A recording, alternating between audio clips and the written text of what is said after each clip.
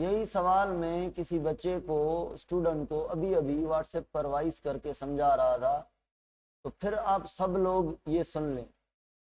आप 1 मिनट में इस चैट को थोड़ा बड़ा करूं और इसको मिनिमाइज करूं पार्टिसिपेंट्स को। हाँ सुने, अभी सवाल ये पूछ रहा है हमजा और बाकी सब बच्चों का, बहुत सारे बच्चों का ये सवाल है कि सर ये है एंडोडर्म और सर ये बन गई है मीजोडर्म, मीजोडर्म का लेटरल पोर्शन। सर मुझे बताएं, अभी नोटोकार्ड नहीं बना, अभी नोटोकार्ड नहीं बना, नोटोकार्ड नहीं बना। नोटोकार्ड से पहले ऊपर वाली लेयर को आप एपिडर्म कहेंगे, एक्टोडर्म, या नोटोकार्ड के बनने के बाद इसको एक्टोडर्म कहेंगे। अभी तक इसको एपीब्लास्ट कहा जाएगा, अभी तक एपीब्लास्ट। अब बात यह है कि नोटोकार्ड बन रहा है हेंसन नोट से। नोटोकार्ड कहां से बना है? नोटोकार्ड कहां से बना है? हेंसन नोट से। भाई अगर नोटोकार्ड हेंसन नोट से बना है, प्रिमिटिव नोट से बना है, मैं रिपीट करवा रहा हूं, तो मुझे ये बताएं कि ये नोटोकार्ड एपिडर्म, एपीब्लास्ट से बना या एक्टोडर्म से बना? बताएं ना, एपीब्लास्ट से। अब ये बन गया, हाँ ये कह सकते हैं, ये कह सकते हैं कि नोटोकार्ड भी उसी जगह से बना है जिस जगह से क्या बनेगा? नर्वस सिस्टम बनेगा। मगर क्या ये टाइम सेम है? क्या इसके नेम सेम है? नोटोकार्ड के बनने पर इसका नाम है एपीब्लास्ट और इस जगह का नाम है हेंसन नोट। और जब एपीब्लास्ट को हम एक्टोडर्म कह लेंगे तो ये जो हेंसन नोट क्या कहलाएगा? बताएं। अब हेंसन नोट क्या कहलाएगा? इसको अब एपीब्लास्ट नहीं कह रहे, अब हम कह रहे हैं एक्टोडर्म। अब बताएं, इसको हेंसन नोट कहेंगे, अब कहेंगे न्यूरल प्लेट। अब ये न्यूरल प्लेट है, इससे न्यूरल ग्रूव बनेगा, इससे न्यूरल ट्यूब बनेगा। तो ये टाइम का फर्क है। चलो मूविंग टू आगे, moving to the topic of the day.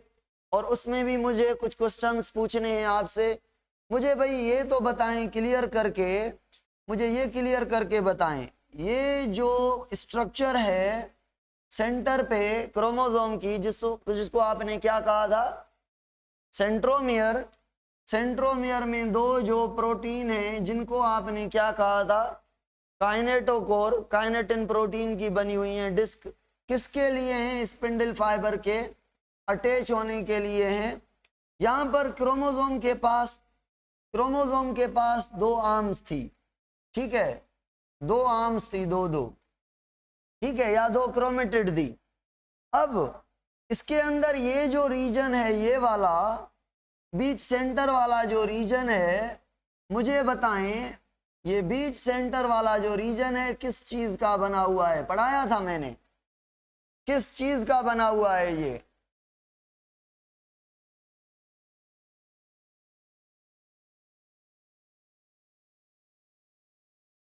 आप कहेंगे सर ये येलो वाला स्टोन प्रोटीन है, ठीक है, जो कि पॉजिटिव चार्ज है लाइसिन और अर्जिनिन अमाइनो एसिड की वजह से। और ये जो ग्रीन वाला है, ये स्टोन के ऊपर कौन लपेटा हुआ है? नेगेटिव चार्ज वाला, फास्फेट की वजह से नेगेटिव चार्ज वाला डीएनए। तो भाई मैंने ये पढ़ाया था कि स्टोन और डीएनए दोनों के दोनों हाइड्रोफिलिक हैं, हाइड्रोफिलिक हैं। कलर भी लिक्विड के फॉर्म में होता है। तो बताएं, क्रोमोफिलिक कहेंगे इनको या क्रोमोफोबिक कहेंगे? कलर लविंग या कलर हेटिंग? लविंग।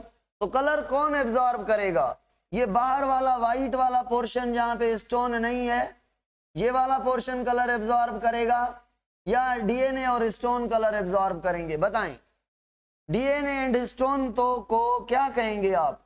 डीएनए और स्टोन को फिर आप क्या कहेंगे? इस पतली सी थ्रेड को जो अंदर आपको रंगीन थ्रेड नजर आ रहा है, रंगीन ये नजर आएगा ना, व्हाइट तो रंगीन नहीं नजर आएगा क्योंकि ये कलरलेस रीजन होगा। क्रोमोफिलिक किसको कहेंगे? डीएनए स्टोन को। तो इसको हमने कहा था, क्या कहा था इसको? क्रोमोनीमा या क्रोमोनीमेटा। Chromo colour,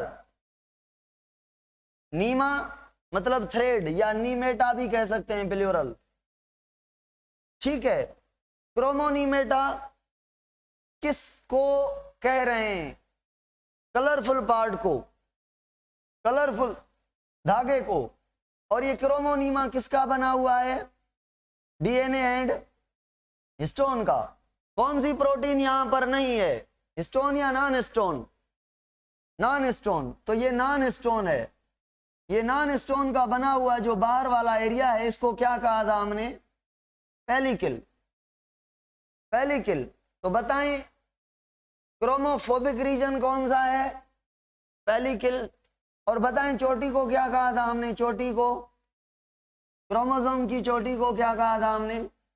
telomere. चलो भाई, ये चीजें हमने कवर कर ली थी। और सुने, एक और टर्म है, एक और टर्म है क्रोमोनीमा के साथ यूज होता है, क्रोमोमियर। क्रोमोमियर, क्रोमोमियर का मतलब है, देखें यहां से जो मैं ये लाइट कलर देता हूं, ये वाला पतला पोर्शन है, पतला पोर्शन है ये वाला, और जिसको मैं ग्रीन और येलो से ये मैंने बनाया है, ये थोड़ा डार्क है, ये थोड़ा डार्क है।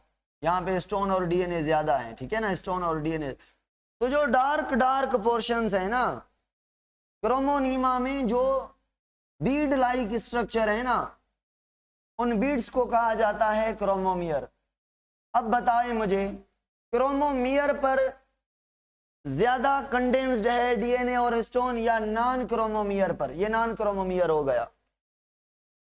तो क्रोमोमियर क्या हुआ? ज्यादा कंडेंस, और नॉन क्रोमोमियर लेस कंडेंस। जी रिकॉर्ड हो रहा है लेक्चर, लेक्चर रिकॉर्ड होता रहता है, मगर आपने कंफ्यूजन में डाल दिया, चेक कर वहां हो रहा है, गोइंग ऑन। ओके भाई, तो ये किस्सा है। अब आगे चलेंगे, अब आगे चलेंगे। अब सुने भाई, पता है हमने आज पढ़ना है कि क्रोमोसोम कैसे बनता है। तो भाई आप कहेंगे सर ये डीएनए, ये वायर नहीं है, डीएनए, और ये हिस्टोन प्रोटीन। हिस्टोन प्रोटीन पर पॉजिटिव चार्ज, ये डीएनए उसके ऊपर अपने आप को लपेटेगा, स्टोन के ऊपर लपेटेगा, स्टोन के ऊपर लपेटेगा, स्टोन के ऊपर लपेटेगा। ऐसे सर डीएनए और स्टोन आपस में अपने आप को लपेट लेंगे, एक लंबा थ्रेड बनेगा, पता नहीं उसको क्या कहेंगे, मैं बताऊंगा। फिर वो जो स्टोन और डीएनए का थ्रेड बनेगा, वो फिर अपने आप को दोबारा लपेटेगा, फिर वो अपने आप को लपेटेगा, फिर वो अपने आप को लपेटेगा। 3-4 बार ये प्रोसेस होगा, किसका? लपेटने का, कंडेंसेशन का। और क्या, किसने कंडेंस किया अपने आप को? डीएनए और स्टोन ने, बार बार बार बार। ये मोटा सा धागा बन गया, ये क्रोमोसोम। तो भाई कंडेंसेशन एक दफा हो रही है या 3-4 बार? ज्यादा बार हो रही है, ज्यादा। एक दफा खोलेंगे, एक दफा इसको खोलेंगे, ये क्रोमोसोम है, एक दफा खोलेंगे तो थोड़ा खुलेगा, दूसरी दफा खोलेंगे तो और खुलेगा, फिर खोलेंगे तो सारे का सारा खुल जाएगा। तो अल्ट्रा का मतलब क्या होता है? जो एक स्टेप पर मुश्तमिल हो या ज्यादा स्टेप पर? ज्यादा। तो भाई यहां पे कंडेंसेशन 3-4 बार हुई है, इसलिए इस टॉपिक का नाम पता है क्या है? Ultra structure of chromosome. यानी इसके कहने का मतलब है क्रोमोसोम कंडेंस हुआ है अल्ट्रा टाइम, बहुत दफा कंडेंस हुई स्ट्रक्चर को हम क्रोमोसोम कह रहे हैं, और क्या, नथिंग एल्स। चलो भाई, अभी मैं आपसे पूछता जाऊंगा, आप मुझे बताते जाएंगे। सर ये है एक प्रोटीन, ये है एक प्रोटीन, ये एक protein, protein protein protein protein protein. अभी इतनी डिटेल में मैं नहीं जा रहा, मगर थोड़ा बहुत आपको बताना चाहिए कि ये जो प्रोटीन है, ये प्रोटीन, इस प्रोटीन में 8 मॉलिक्यूल हैं। कितने? 8 मॉलिक्यूल हैं, और ये 8 के 8 हिस्टोन के टाइप हैं। 8 के 8 हिस्टोन के टाइप हैं। H2A, H2B, H3 and H4, ये 4 टाइप हैं, H1 नहीं है। और H2A भी 2 हैं, ये भी 2 हैं, ये भी 2 हैं, ये भी 2 हैं। टोटल कितने हो गए? 8। तो ये 8 मॉलिक्यूल हैं। सपोज करें जिसको मैं कलर दे रहा हूं, ये H2A है, ये दोनों सेगमेंट H2A हो गए। और फिर जो दूसरे हैं जिनको अभी मैं येलो कलर दे रहा हूं, ये H2B हैं 2। फिर मैं जिसको और कलर दे रहा हूं, ये H3 हैं। फिर मैं जिसको कोई और कलर दे रहा हूं, ये H4 हैं। कितने प्रोटीन के मॉलिक्यूल बन गए? 8। भाई 8 को हम कहते हैं ऑक्टामर। मर मतलब मॉलिक्यूल, ऑक्टा मतलब 8। ये 8 मॉलिक्यूल पर मुश्तमिल प्रोटीन है।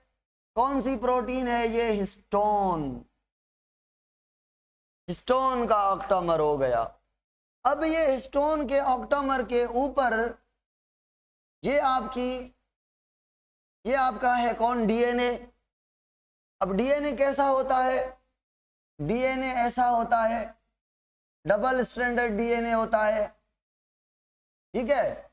और एक सेल के अंदर 2 मीटर लंबा डीएनए होता है। 2 मीटर लंबा डीएनए होता है।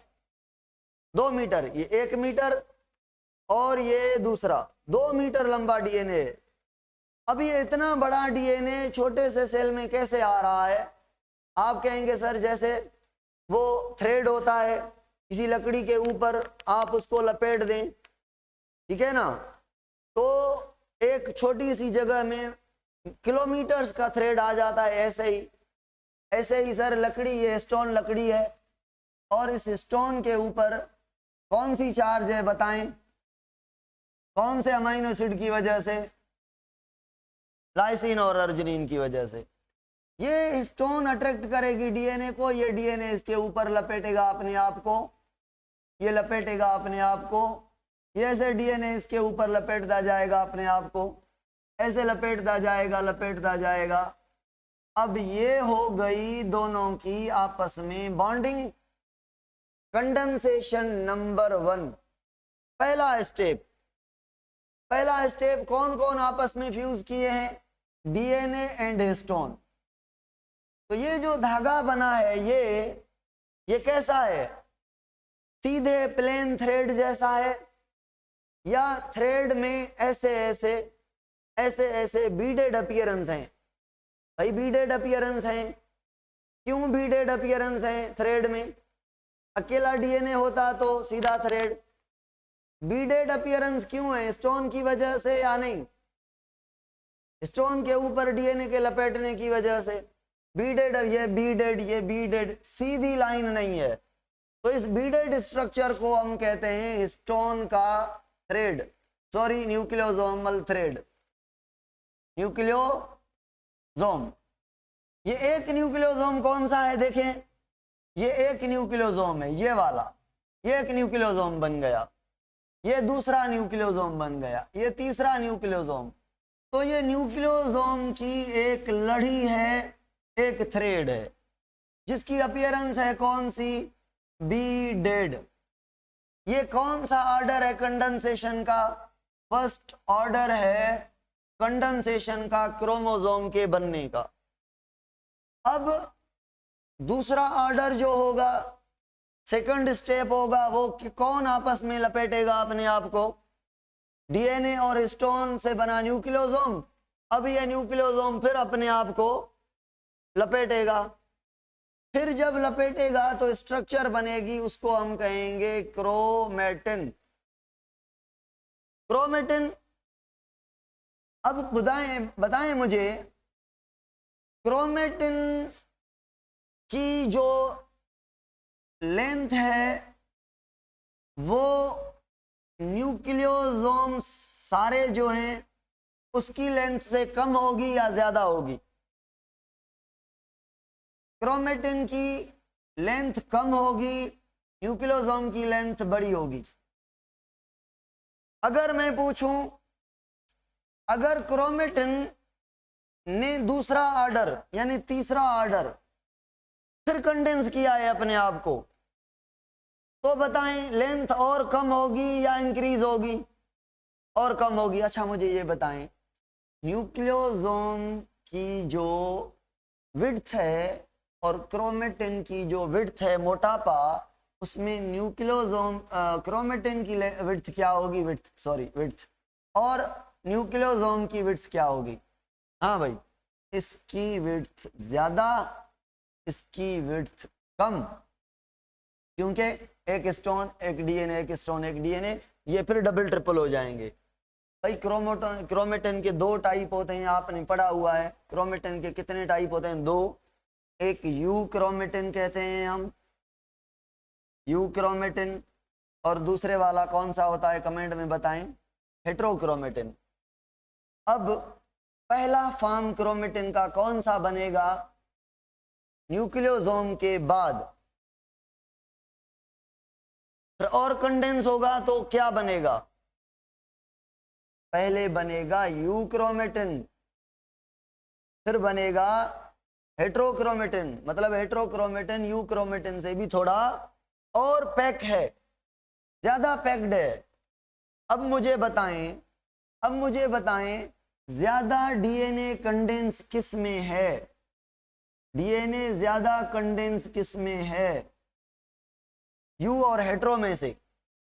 हेट्रो में मोर कंडेंस है डीएनए। चलो ये चीजें सिंपल थी, हो गई। अब मुझे बताएं कौन सी इन दो स्टेजेस में से डीएनए अपने आप को यूज कर सकता है for the formation of RNA, transcription, कुछ बनाने के लिए? तो यहाँ पे डीएनए कहलाएगा एक्टिव और यहाँ पे डीएनए कहलाएगा अनएक्टिव। अगर डिफरेंशिएशन आपको याद हो, मुझे बताएं केराटिन बनाने के लिए जो जीन होगा वो कौन सी लेयर के पास यूक्रोमेटिन के फॉर्म में होगा और कौन सी दो लेयर के पास हेट्रोक्रोमेटिन के फॉर्म में होगा? एक्टो में क्या होगा, मीजो में क्या होगा और एंडो में क्या होगा? हाँ भाई, एक्टो में यूक्रोमेटिन होगा, बाकी यहाँ पे हेट्रोक्रोमेटिन होगा। Got it. चलो अब अगर ये यूक्रोमेटिन और हेट्रोक्रोमेटिन, अच्छा एक और सवाल बताएं आप पिछले बुनियाद पर, ज्यादा अमाउंट यूक्रोमेटिन के फॉर्म में होगा डीएनए का या हेट्रोक्रोमेटिन के फॉर्म में होगा?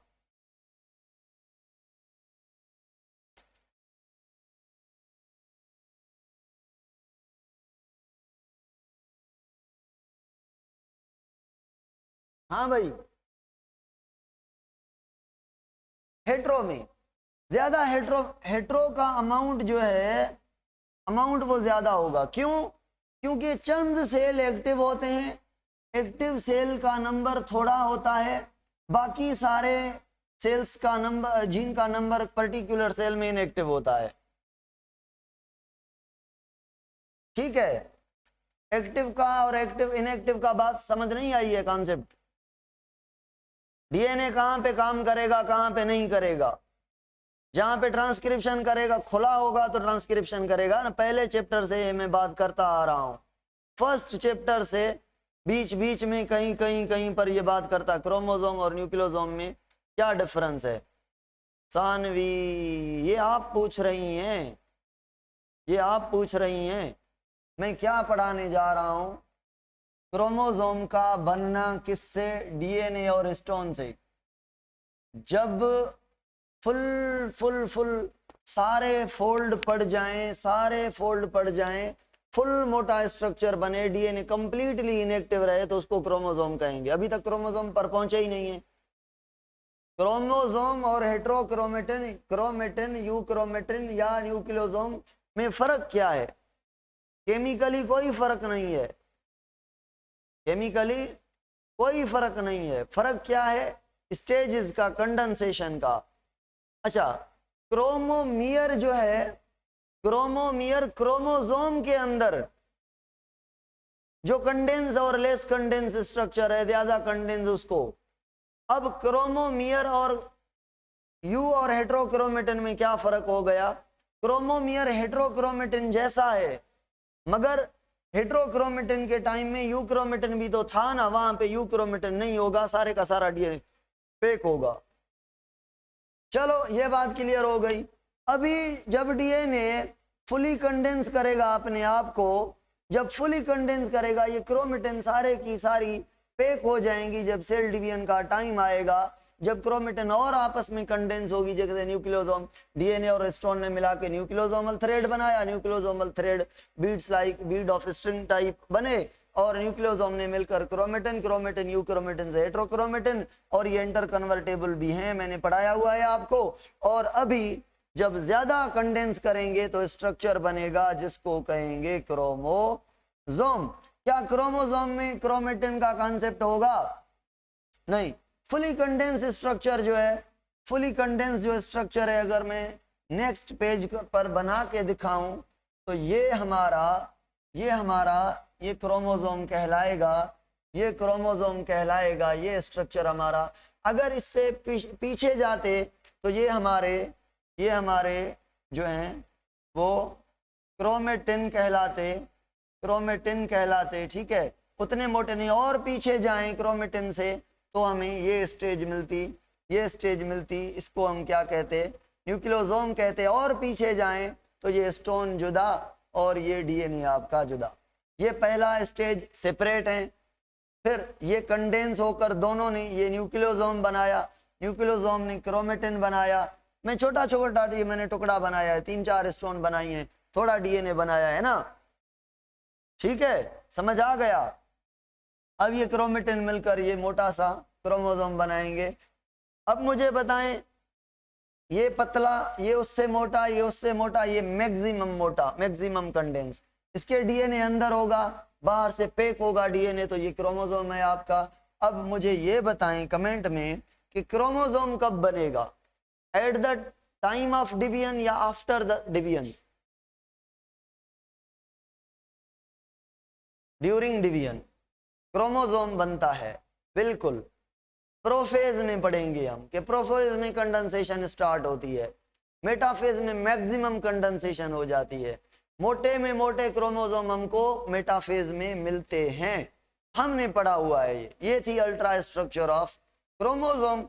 अभी जो नेक्स्ट टॉपिक है आपका वो ये है कि साइंटिस्ट का कहना है, क्या कहना है कि क्रोमोसोम जो हैं, क्रोमोसोम्स जो हैं वो यूनिट हैं हेरिडिटी के, हेरिडिटी मटेरियल हैं, हेरिडिटी के क्या हैं? यूनिट्स हैं। मतलब इनके अंदर जेनेटिक इंफॉर्मेशन है, तो उनके बुनियाद पर ये हैं थेरीज, जिनको हम कहते हैं क्रोमोसोमल थेरीज, ठीक है।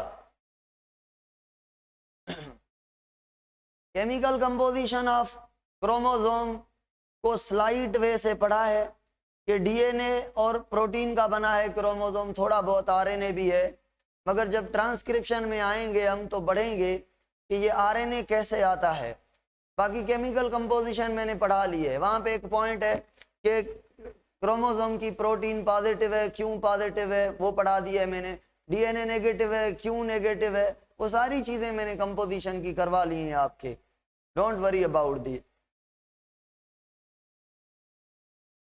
भाई मुझ पे छोड़ दें, मैं क्या कर रहा हूं, कौन सा टॉपिक मुझे पढ़ाना है, मुझे गौर से सुने।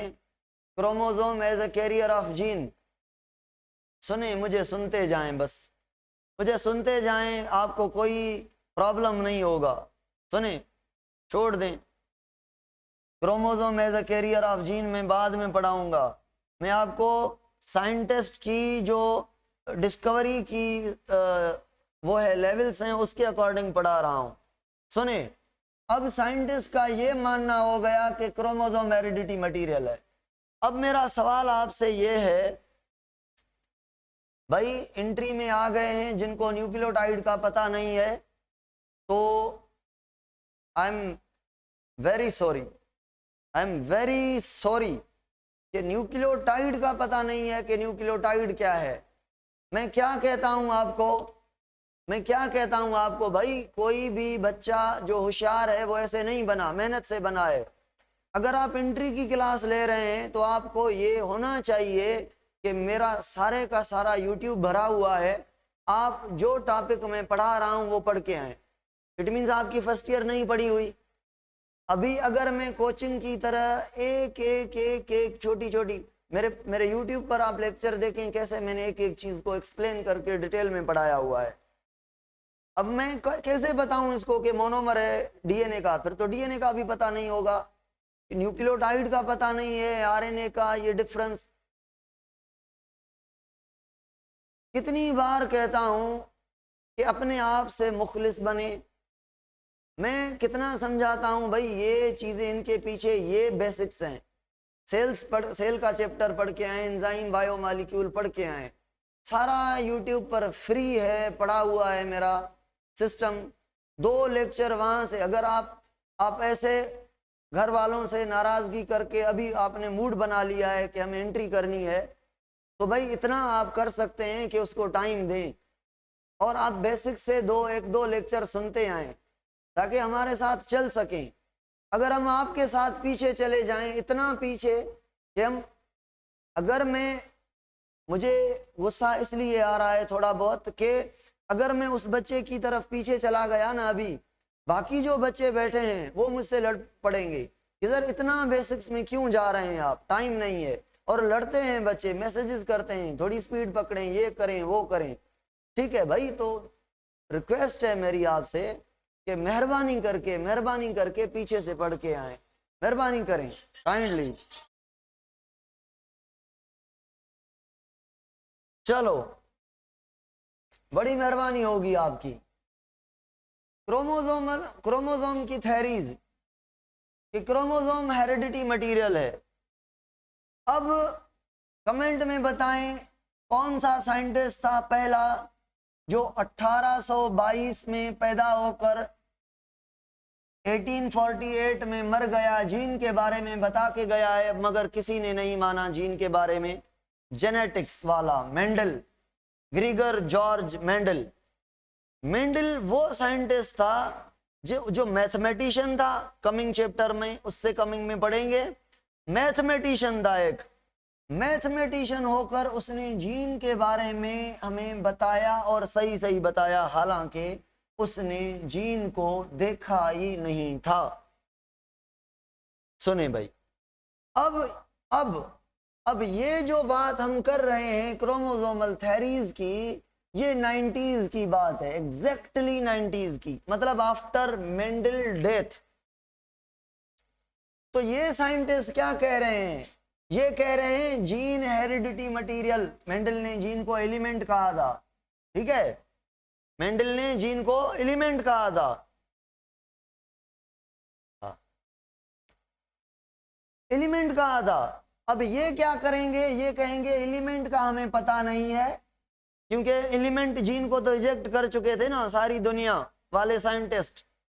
अब ये कहेंगे क्रोमोसोम हेरिडिटी मटेरियल है। अब आप बताएं डिसाइड करके, क्रोमोसोम कौन सी 2 चीजों का बना हुआ है, डीएनए और हिस्टोन का, हिस्टोन और नॉन हिस्टोन का। तो बताएं इन दोनों 1 और 2 में से जेनेटिक मटेरियल कौन है, एक है या दोनों है? आप कहेंगे सर डीएनए है, हिस्टोन नहीं है। फिर डीएनए किस चीज का बना हुआ है, जीन का। तो अब बताएं कि मेंडल सही था कि हेरिडिटी मटेरियल जीन है, या ये साइंटिस्ट सही है कि क्रोमोसोम सारे का सारा हेरिडिटी मटेरियल है? कौन सही है, मेंडल? तो हम कहां पे गए हैं, पिछले दौर में गए हैं। मेंडल को नहीं मान के जिन्होंने स्टार्ट किया कि क्रोमोसोम हेरिडिटी मटेरियल है, उन साइंटिस्ट पर जा रहे हैं। मीन्स ये कंसीडर करेंगे सारे के सारे स्ट्रक्चर को। इट मीन्स इनको पता नहीं है कि क्रोमोसोम के अंदर डीएनए भी है, क्रोमोसोम के अंदर जीन भी हैं। क्रोमोसोम को एक चीज मान रहे हैं, क्रोमोसोमल थ्योरी वाले। अच्छा, साइंटिस्ट नंबर 1 जिसका नाम है कार्ल कोरेंस। कार्ल कोरेंस, ये 90s पूरे में इसने थ्योरी दी। बात सुने, इसने 2 साइंटिस्ट और के साथ, मैं जेनेटिक्स में पढ़ाऊंगा, Carl Correns, Hugo de Vries और शेयरमार्क, इसे लिखते हैं शेयरमार्क। ये 3 साइंटिस्ट इन्होंने स्टडी की थी किसकी? मेंडल की। मेंडल की स्टडी की थी कब? 90s में। इन्होंने पता लगाया कि भाई मेंडल तो सही कह रहा है, कहीं किस हद तक हमें लग रहा है कि मेंडल सही है। तो ये असली साइंटिस्ट नहीं है जो मैं आपको पढ़ा रहा हूं। असली जो साइंटिस्ट है जेनेटिक्स का वो है ग्रीगर जॉर्ज मेंडल। ये मेंडल साइंटिस्ट है असली। ये जुगाड़ कर रहे हैं, ये मेंडल की चीज को पढ़ रहे हैं, वो भी गलत तरीके से। तो भाई सुने, कार्ल कोरेंस ने फिर भी नहीं सीखा मेंडल से, गलत बात कर ली। हाँ, इसने क्लियर नहीं किया क्योंकि मेंडल का इसके और मेंडल का थोड़ा लिंक बन रहा है। तो इसने ओनली एक बात की है कि भाई जो जेनेटिक इंफॉर्मेशन है ना, जो जेनेटिक इंफॉर्मेशन है, मुझे लग रहा है नॉट एक्सपेरिमेंटली प्रूव्ड, मुझे लग रहा है कि जेनेटिक इंफॉर्मेशन रिजाइड कर रही है क्रोमोसोम के अंदर। क्रोमोसोम में जेनेटिक इंफॉर्मेशन है। हाउ, कैसे, क्यों? No any detail information and no any experiment. चलो भाई, इसको देखते हुए दूसरा साइंटिस्ट आया, वाल्देयर सटन। अब ये सटन 1902 में ये कॉपी कर रहा है हमारे जेनेटिक्स के फादर की, मेंडल की। मगर कॉपी भी नहीं करनी आई क्योंकि अकल करने के लिए भी नकल करने के लिए अकल चाहिए, इसके पास इतनी नहीं थी। ठीक है, सुनना इसकी बात को, सटन की। अब सटन क्या कह रहा है? अब आप मुझे बताते जाएंगे, मुझे बताते जाएंगे मेंडल की बात कि भाई अगर मैं ये क्रोमोसोम बना रहा हूं, क्रोमोसोम पर कितने जीन हो सकते हैं आपको पता है? वाई क्रोमोसोम पर या बड़े में बड़े क्रोमोसोम पर 29 या 3800 कुछ ऐसे जीन है, और वाई क्रोमोसोम पर 231 जीन है एक क्रोमोसोम पर। तो क्रोमोसोम पर कितने सारे जीन है? बहुत सारे जीन है। तो बताएं, क्रोमोसोम पर एक इंफॉर्मेशन है या एक से ज्यादा? क्यों ज्यादा कह रहे हैं आप मेंडल की साइड ले रहे हैं। हाँ, बिल्कुल सही ले रहे हैं आप सही कर रहे हैं। इसने गलत किया। इसने क्या किया है? सिंपल, अगर एक अल्फाज में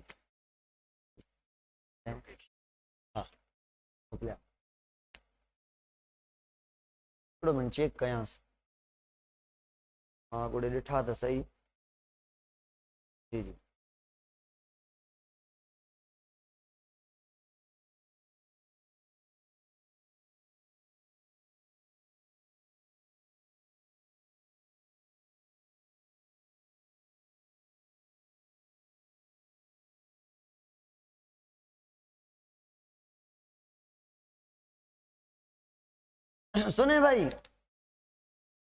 सुने भाई, हाँ, तो आप मेंडल की साइड ले रहे हैं। अब आपको ये पता है, भला ये पता है कि क्रोमोसोम पेयर के फॉर्म में होते हैं। क्रोमोसोम एक मदर से तो एक फादर से।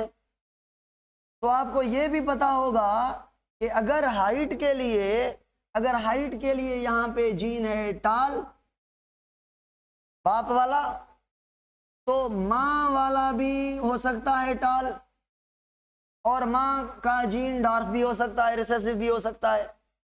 समझ आ रही है ना? तो एक कैरेक्टर के लिए बच्चे के पास जो जीन आते हैं 2, वो कहां कहां से आते हैं, एक ही पेरेंट से या दोनों से? दोनों से। फिर बच्चा किस पर जाता है, मां पर या बाप पर, या कभी बाप पर कभी मां पर? हाँ कभी कभी, कभी दोनों पर। क्यों? जिसका जीन डोमिनेंट बटा उस पर जाएगा, बच्चा उस पर जाएगा। आपको सबको पता है ये, तो ये तो इसकी तो थ्योरी गई, पढ़ने से पहले हमने रिजेक्ट कर दी कि ये थ्योरी गलत दे रहा है। अब पता है क्या कह रहा था ये एक जीन 2 3 4 5 6 7 8, चलो मैं 8 जीन लगा दिए हैं क्रोमोसोम पर मैंने।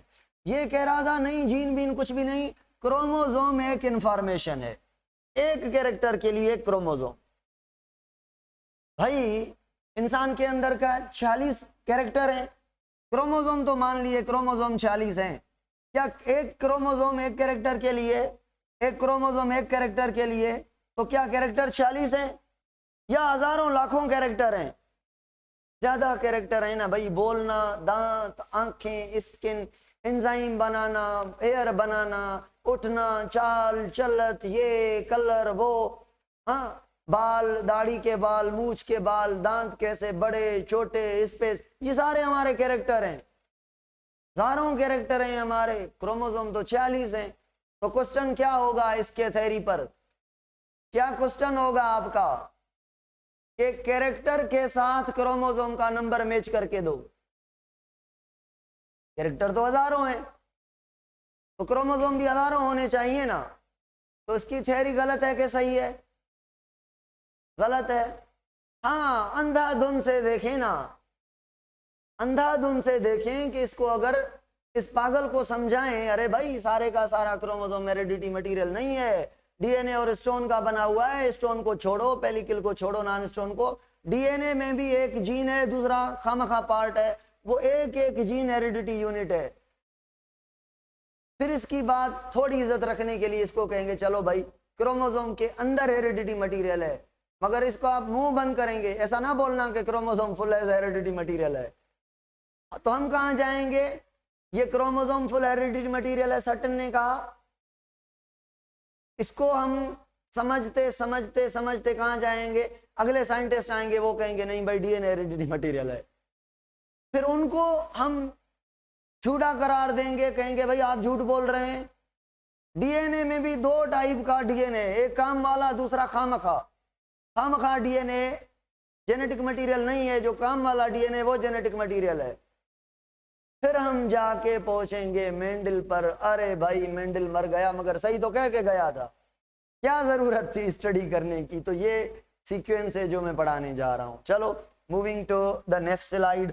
अभी मैं आपको बताऊंगा कि इसने कुछ सही बातें की। क्या सही बातें की? इसने कहा कि पहले तो chromosome as a heredity material है। कैसे?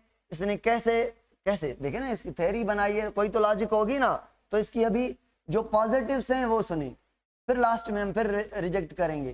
पहले ये कह रहा है कि क्रोमोसोम का रिप्रोडक्शन जरूरी है, रिप्रोडक्शन जरूरी है ऑफस्प्रिंग बनाने के लिए। हाँ भाई ठीक है, ऑफस्प्रिंग पेरेंट की इंफॉर्मेशन किसके पास जाती है? ऑफस्प्रिंग पर। तो पेरेंट क्या करेंगे? 1 और 2 आपस में रिप्रोड्यूस करेंगे।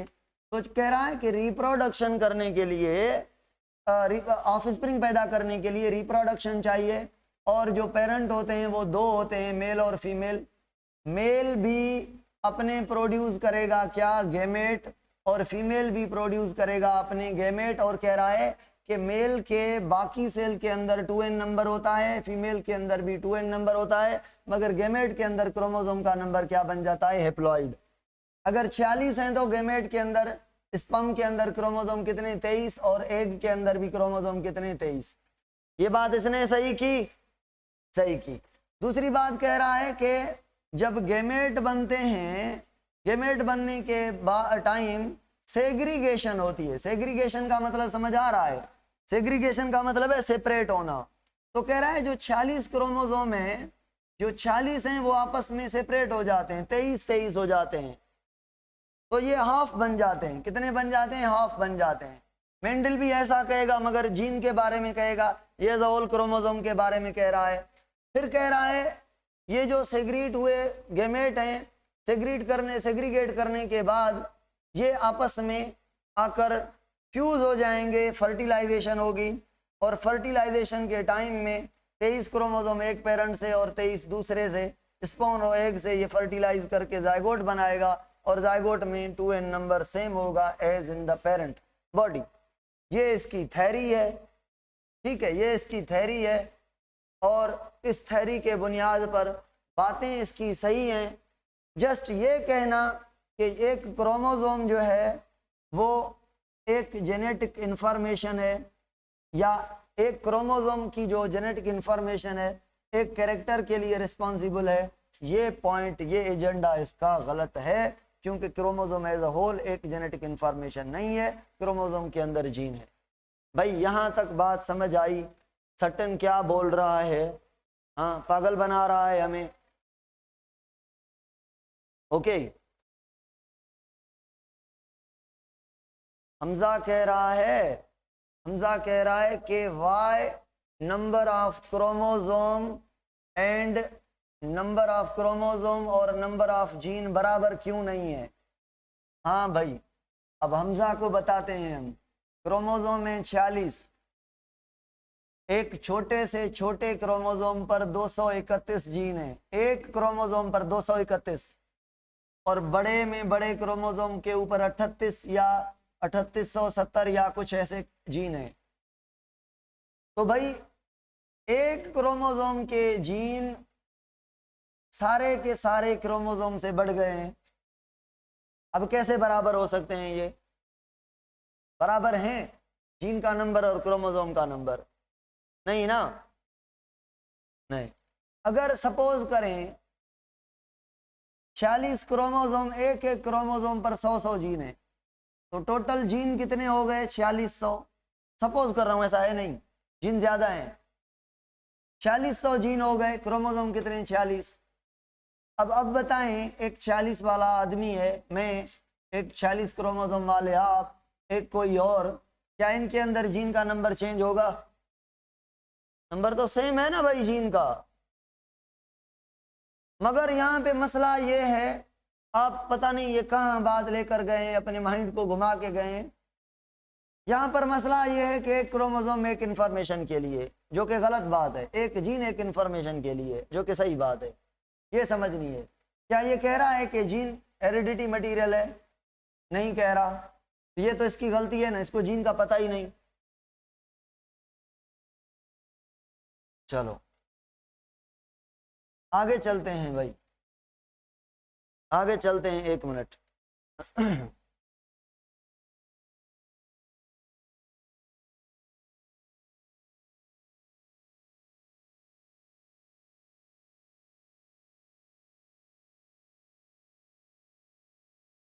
सुने, अकॉर्डिंग टू सर्टेन ये बात है, बट वो गलत कह रहा। हाँ, अकॉर्डिंग टू सर्टेन ये बात है, मगर इसकी बात गलत है। क्या मैं ये कह सकता हूं कि सर्टेन का मतलब है जीन का नंबर और क्रोमोसोम का नंबर एक ही है? सर्टेन को जीन का पता ही नहीं है। सर्टेन को जीन का, हम कह सकते हैं, हम कह सकते हैं कि सर्टेन का, अगर आज के दौर में मकसद निकालें कि सर्टेन जीन को, क्रोमोसोम को एक जितना इंपॉर्टेंट समझ रहा है, हम कह सकते हैं। उस बेचारे को तो पता ही नहीं था, वो तो पागल था। बिल्कुल, अभी समझ आया हमजा। चलें आगे।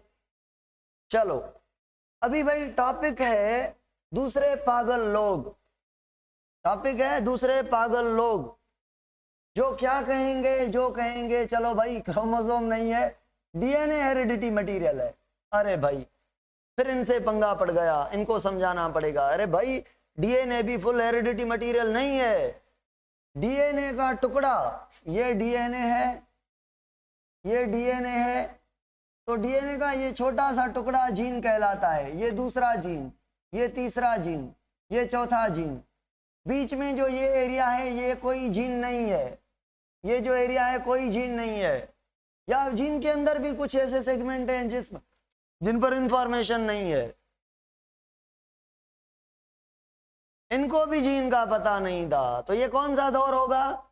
जब डीएनए की डिस्कवरी होगी, ये वो दौर होगा। चलो भाई आए देखते हैं। 3 कैटेगरीज के साइंटिस्ट थे। एक का नाम था ग्रिफिथ,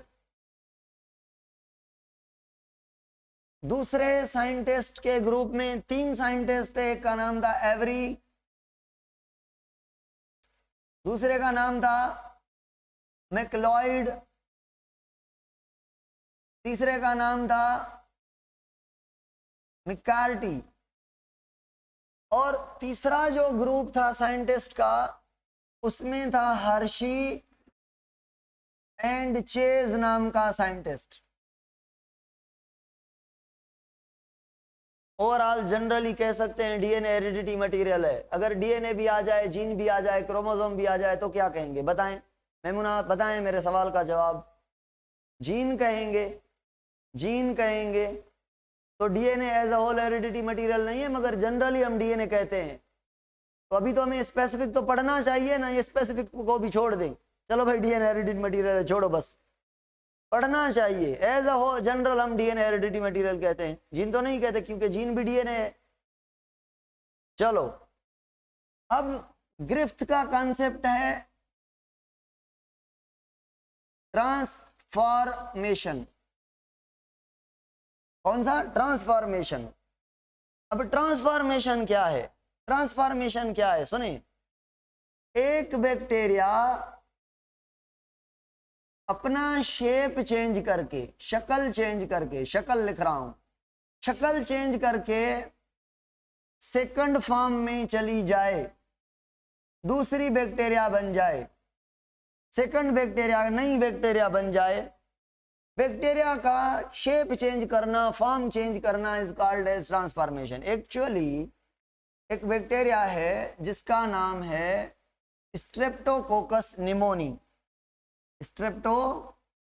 स्ट्रेप्टोकोकस निमोनी, जो निमोनिया करती है किसके अंदर? माइस के अंदर। रेट चूहे के अंदर निमोनिया करती है। और चूहा जो है, माइस जो है, एक साइंटिफिक एनिमल है। ये साइंटिफिक एनिमल है, लिख लें। साइंस में इसको यूज किया जाता है, रिसर्च में। जो भी एक्सपेरिमेंट होते हैं इंसान के, हम माइस पर करते हैं, बेचारा बच गया तो वो इम्प्लीमेंट करते हैं इंसान पर, अदरवाइज नहीं। तो चूहा एक छोटा सा फास्ट रिप्रोड्यूस करने वाला, मैंने पढ़ाया था, फास्ट ब्रीडिंग एनिमल है, और छोटा है तो इजी टू ग्रो करना, इसको आसान है रखना, पालना पोसना। तो साइंटिस्ट इसको एक्सपेरिमेंट में यूज करते हैं। अब चूहे मर रहे थे साइंटिस्ट के निमोनिया की वजह से, तो साइंटिस्ट को लगा कि भाई मुझे चूहे बचाने चाहिए, क्योंकि इन पर ही रिसर्च हो रही है। तो रिसर्च करने के लिए चूहे बचेंगे तो रिसर्च होगी। तो भाई being a scientific animal, scientist को ये ज़रूरी लगा कि मुझे देखना चाहिए कि ये निमोनिया जो डिजीज़ हो रही है माइस में, ये क्यों। तो भाई सुने, इसने स्ट्रेप्टोकोकस बैक्टीरिया के 2 फॉर्म्स देखे। कितने? 2। एक को इसने देखा कि स्मूथ स्ट्रेन है, दूसरी को देखा कि ये रफ स्ट्रेन है। अब स्मूथ और रफ का मतलब है ये स्ट्रेप्टोकोकस है, ये भी स्ट्रेप्टोकोकस है। एक के ऊपर एक पॉलीसेकेराइड का कोट है, इन्वेलप है, कैप्सूल है, और एक के ऊपर कैप्सूल नहीं है। तो मुझे बताएं स्मूथ सरफेस किसका हो गया?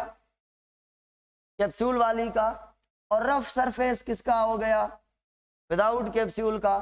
अब ये जो है एस स्ट्रेन वायरुलेंट है। ये वायरुलेंट समझ रहे हैं ना, बीमारी करने वाली, मगर इसको पता नहीं था। और ये नॉन वायरुलेंट है, नॉन पैथोजेनिक है, बीमारी ये नहीं करती, मगर उसको पता नहीं था, इसको देखना था। ये इसने क्या किया? आर स्ट्रेन इंजेक्ट कर दी। आर स्ट्रेन इंजेक्ट कर दी किसको? माइस को। बताएं माइस को बीमारी होगी?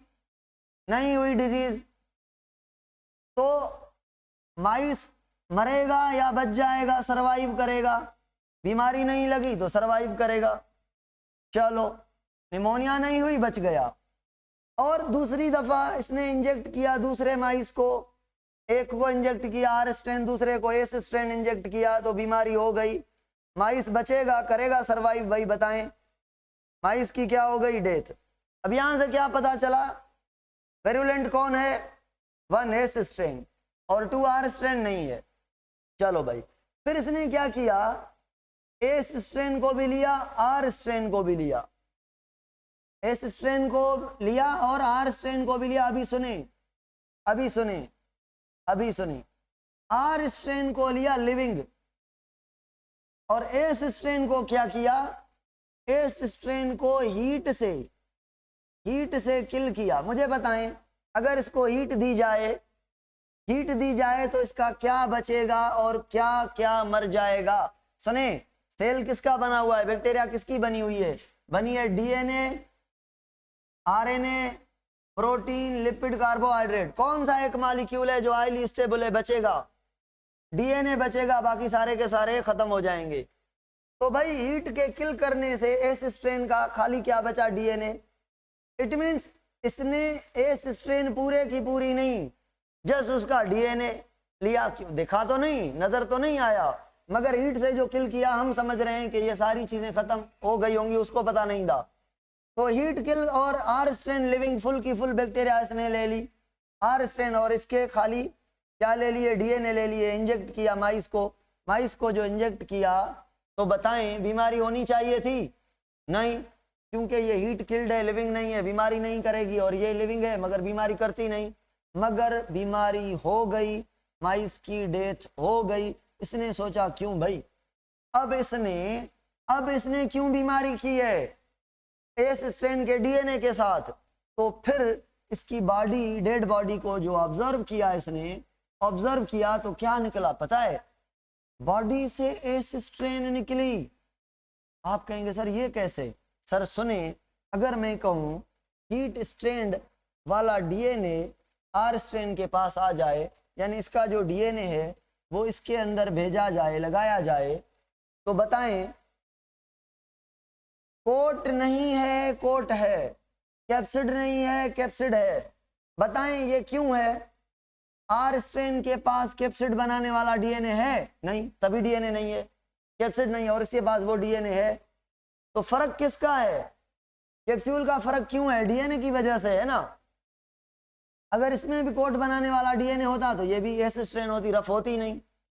तो भाई अगर इसके अंदर डीएनए चला गया और वो डीएनए चला गया कैप्सूल बनाने वाला, तो मुझे बताएं अब आर स्ट्रेन के पास भी गिफ्ट में एस स्ट्रेन वाला डीएनए मिला है, तो ये कैप्सूल बनाएगी कि नहीं बनाएगी। तो आर स्ट्रेन ने कपड़े पहन लिए एस स्ट्रेन वाले, कैप्सूल बना लिया। अब आप कहेंगे सर आप हमें समझाएं कि गिरफ्त ने क्या किया। गिरफ्त ने माइस लिया, आर स्ट्रेन और एस स्ट्रेन को मिला के इंजेक्ट किया माइस को, माइस की बॉडी में आर स्ट्रेन भी गई और उसका एस स्ट्रेन का डीएनए गया बॉडी के अंदर। तो बॉडी से डीएनए को एब्जॉर्ब कर लिया एस स्ट्रेन। बैक्टीरिया में आदत होती है कि बैक्टीरिया डीएनए को सक कर लेती हैं कॉन्जुगेशन ट्यूब की वजह से, मेम्ब्रेन के थ्रू, ठीक है, एब्जॉर्ब कर लेती हैं डीएनए को। तो एस स्ट्रेन का खाली डीएनए उसने एब्जॉर्ब कर लिया, तो शक्ल चेंज हो गई किसकी, किस में, आर स्ट्रेन की एस स्ट्रेन में, आर स्ट्रेन की एस स्ट्रेन में, है ना।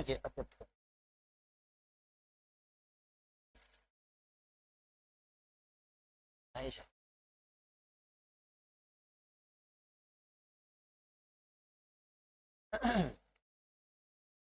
चलो भाई, आर स्ट्रेन एस स्ट्रेन में ट्रांसफर हुई है, कौन ट्रांसफॉर्मेशन हुई है, आर स्ट्रेन की टू एस स्ट्रेन, ठीक हो गया। अब मुझे बताएं, क्या साइंटिस्ट को नजर आया कि हमने हीट के किल करने से खाली डीएनए बचा है, बाकी मर गए हैं, टूट गए हैं? नहीं, साइंटिस्ट, हम ये तो मैं कह रहा हूं, आप कह रहे हैं, आपको आज पता है तभी कह रहे हैं, इसको पता नहीं था।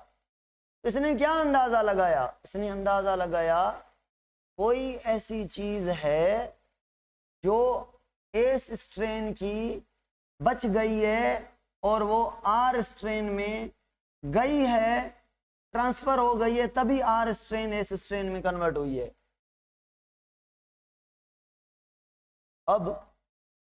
अब इस चीज को समझाने के लिए साइंटिस्ट आएगा जिसका नाम है एवरी मैक्लॉयड मैकार्टी।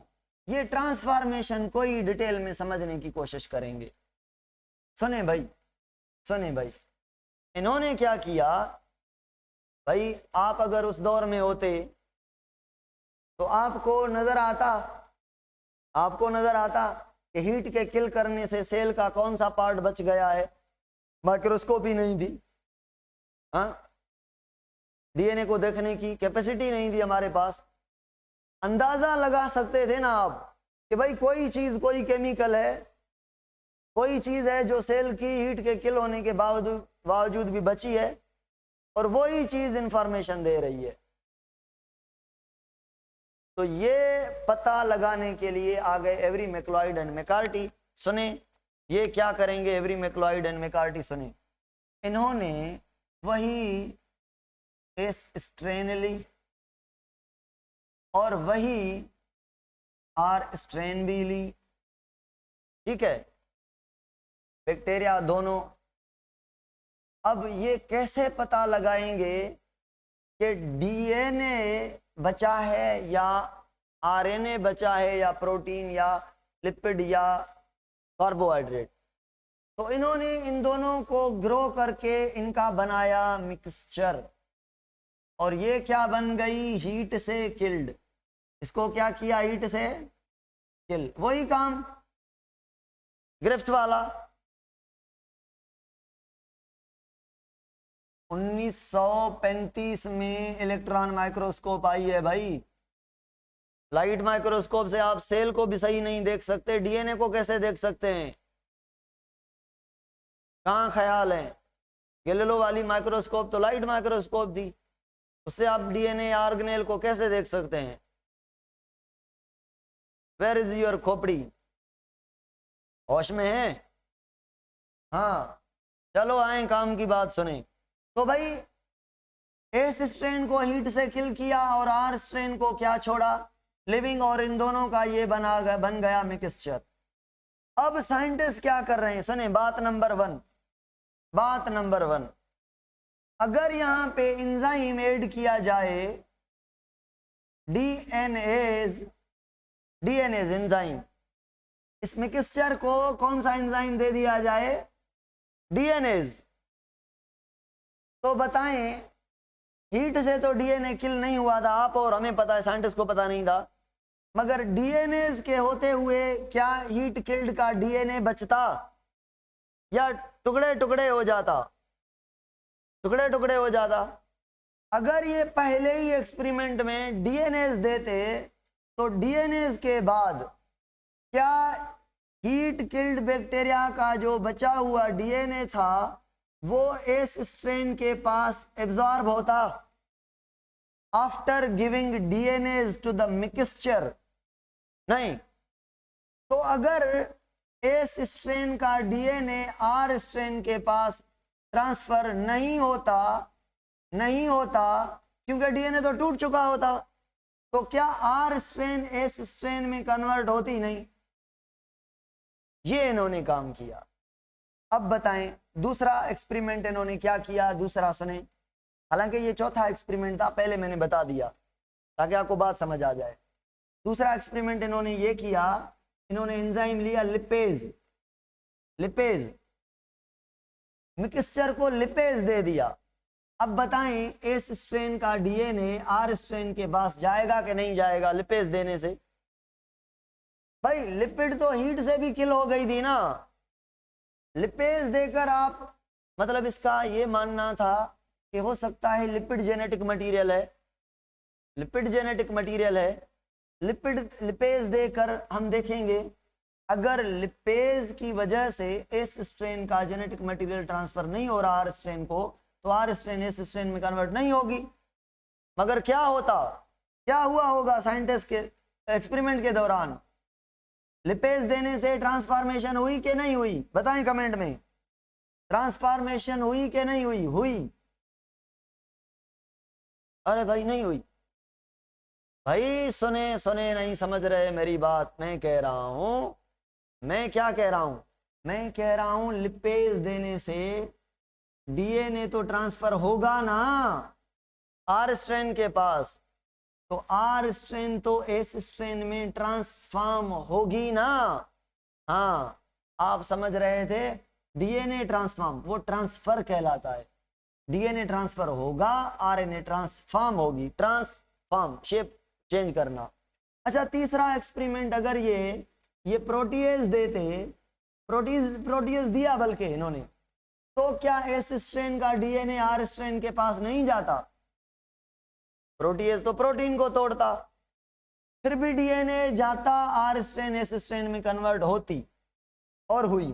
चौथा फाइनल एक्सपेरिमेंट इन्होंने क्या किया, इन्होंने अमाइलेज एंजाइम दिया या आरएनएज दिया, आई थिंक आरएनएज दिया, सारे चेक करके देख लिए, फिर भी ट्रांसफॉर्मेशन हुई।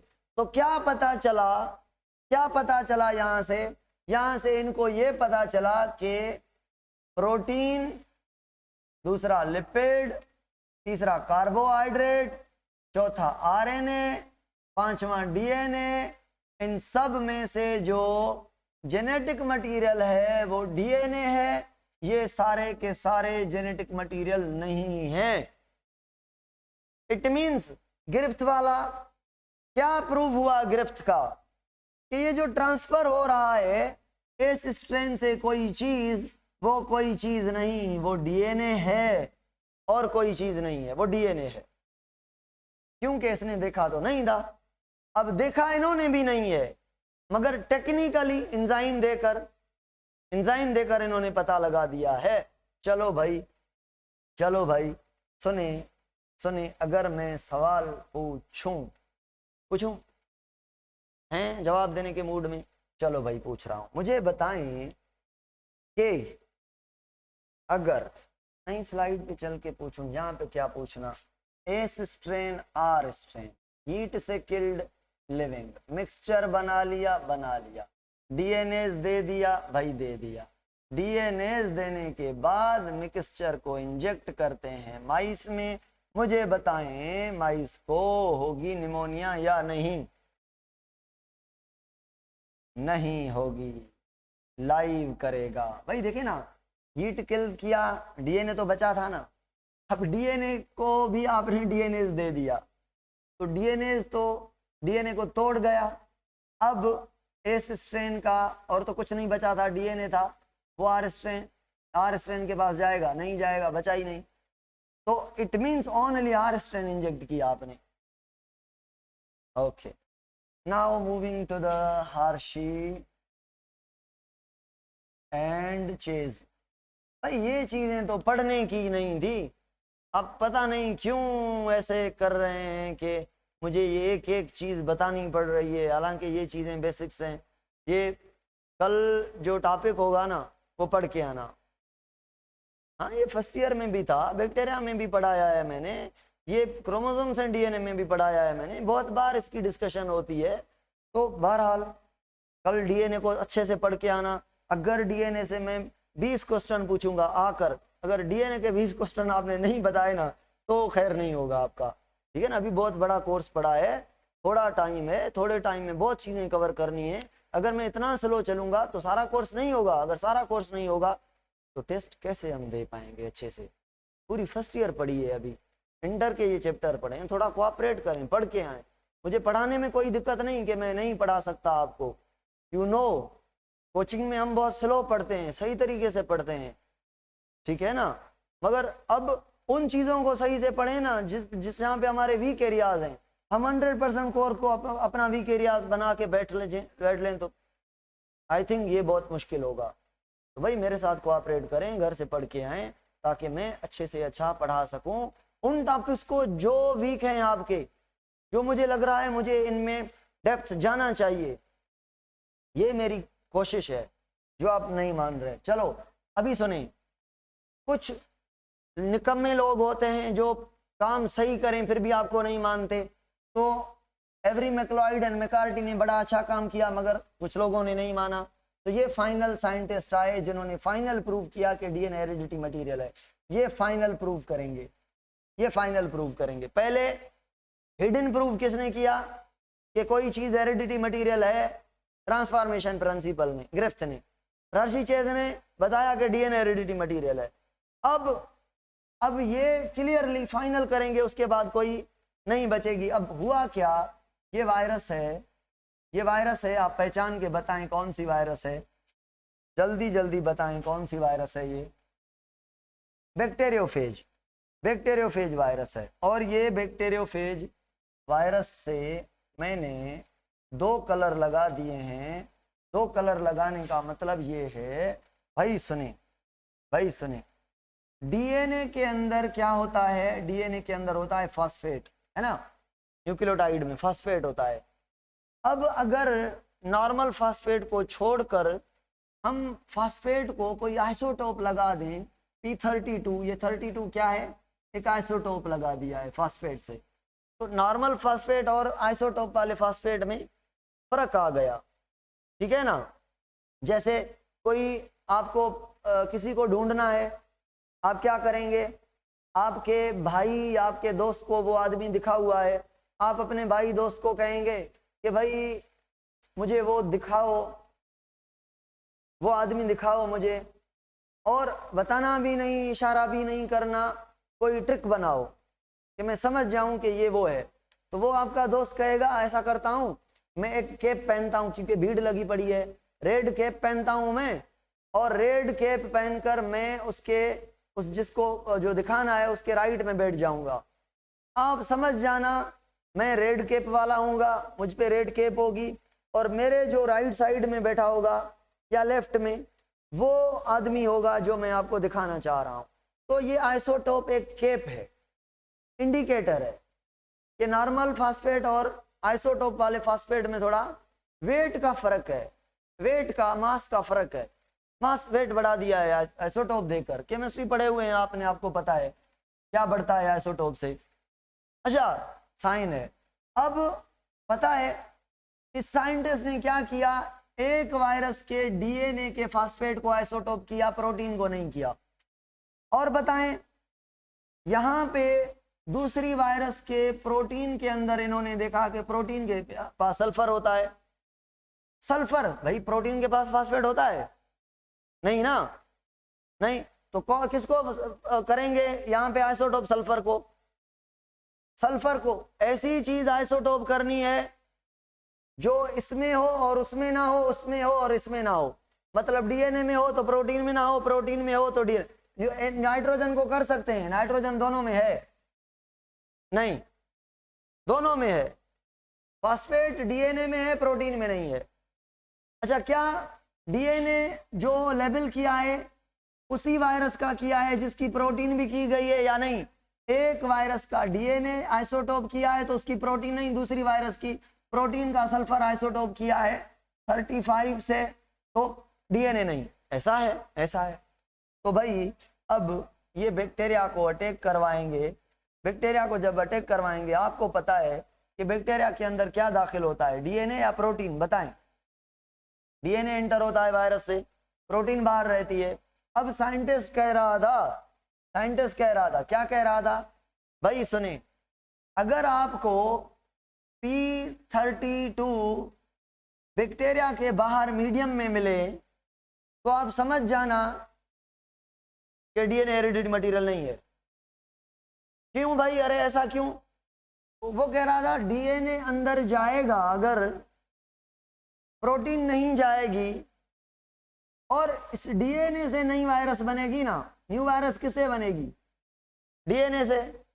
तो डीएनए अंदर जाता है और डीएनए से वायरस बनती है, इट मींस वायरस का नया डीएनए भी बनेगा और वायरस की प्रोटीन भी बनेगी। अब आप मुझे सवाल तो बताएं कि डीएनए से प्रोटीन बन सकती है या प्रोटीन से डीएनए बन सकता है?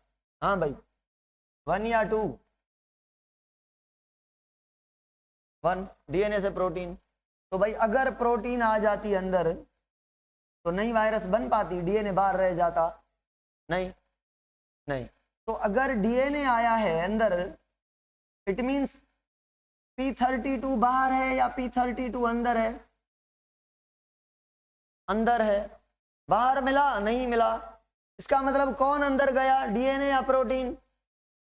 रेड कैप वाला गया। कैप वाला मतलब डीएनए पे कैप लगाई दी हमने, प्रोटीन पे नहीं लगाई दी। तो डीएनए अगर आपको बाहर दिखता, कैसे आप समझते कि डीएनए बाहर है? P32 देखा आपने, बाहर नहीं मिला आपको, और P32 कहाँ मिला? अंदर मिला। आपको ये प्रूव हो गया कि डीएनए अंदर गया है। अब अब एक वायरस अंदर जाती है और हजारों वायरस नए बन जाते हैं, पता है ना आपको। अब ये हजारों वायरस एक डीएनए से बने हैं या प्रोटीन से बने हैं? डीएनए से तो हेरिडिटी मटेरियल कौन हो गया, बनाने वाला, प्रोटीन बनाने वाला, शक्ल देने वाला वायरस को डीएनए। तो डीएनए से प्रोटीन बनती है तो हेरिडिटी मटेरियल डीएनए है, प्रोटीन हेरिडिटी मटेरियल नहीं है। इसने प्रूव किया। फिर इसको सपोर्ट करने के लिए सपोर्टिव एक्सपेरिमेंट किया। फिर जो अगली बैक्टीरिया है ये वाली जो बैक्टीरिया है, इसको भी अटैक करवाया इस बैक्टीरिया पर। जब अटैक करवाया तो इसने देखा कि जो प्रोटीन है वो बाहर रह गई और जो डीएनए है वो बस 2 मिनट आयो साईं अची वा सर के चो अचो बस अचो साईं अचो बस मां बस तो कया। जो डीएनए है वो अंदर आ गया। अब बताएं S35 कहां पे मिलेगा आपको, अंदर या बाहर?